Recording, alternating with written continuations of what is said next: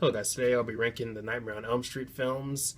Now, out of all the horror franchises that I've seen, this one's probably my favorite. Of course, Freddy is definitely an iconic character and an iconic figure when it comes to horror, but yeah, let's go ahead and dive into this ranking. I'll be going from worst to best. Keep in mind, that's just my personal ranking. You don't have to agree with it, but let me know your ranking in the comment section below. But anyways, at the bottom, I have Freddy's Dead.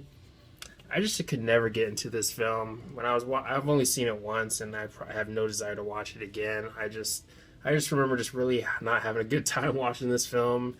It was really hard for me to think of really any redeeming values or really any moments that you could say are just strong or really good. Just overall, just was kind of a crappy film in my opinion. It's easily at the bottom for me.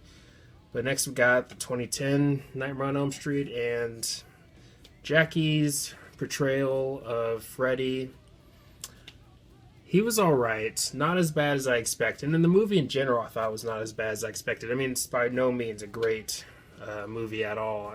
It is still closer to the bottom, and again, not all that great. But I'd say it's not as bad as I thought, because going into it, I was really dreading it, and I came out of the movie thinking not as bad as I expected, but still not great. But when it comes to the characters, like Rooney Mara's character, I thought her character was alright. The other characters were kind of so-so for me. I mean, they didn't ruin the experience for me all that much, but still kind of just weak characters in general. But Rooney Mara's character I thought was okay. But overall, it wasn't really that great of a movie again. But next we have Dream Child, and out of all the sequels, this one's probably the least interesting one, but I wouldn't say that it's like offensively bad. I just think it's kind of one of maybe arguably the most forgettable sequel in the franchise, and that's just my personal opinion. But not much to say about this one. Again, not like god awful by any means, but kind of forgettable to me. But next we have Dream Master, and with this one, I just thought that I found the characters in this one to be a bit more interesting than the ones in Dream Child. Again, this one's kind of didn't leave as much of a lasting impression as some of the other sequels, but for what it was, I thought it was okay, and I didn't have too bad of a time watching it either, so that's probably why it's closer to the middle rather than the bottom for me. But next we have Freddy's Revenge. Now, I might get some looks for this one because it is kind of an odd sequel in the franchise, definitely unique too, and it's kind of course you have the homoerotic factor with the film, and that kind of ruins the film for some people, and also the film kind of breaks the rules in terms of what Freddy is all about and all that. But I don't know, I personally really enjoyed this sequel. Sure, it's not a super great film or anything, but for what it was, I thought it was enjoyable, and I like Jesse's character.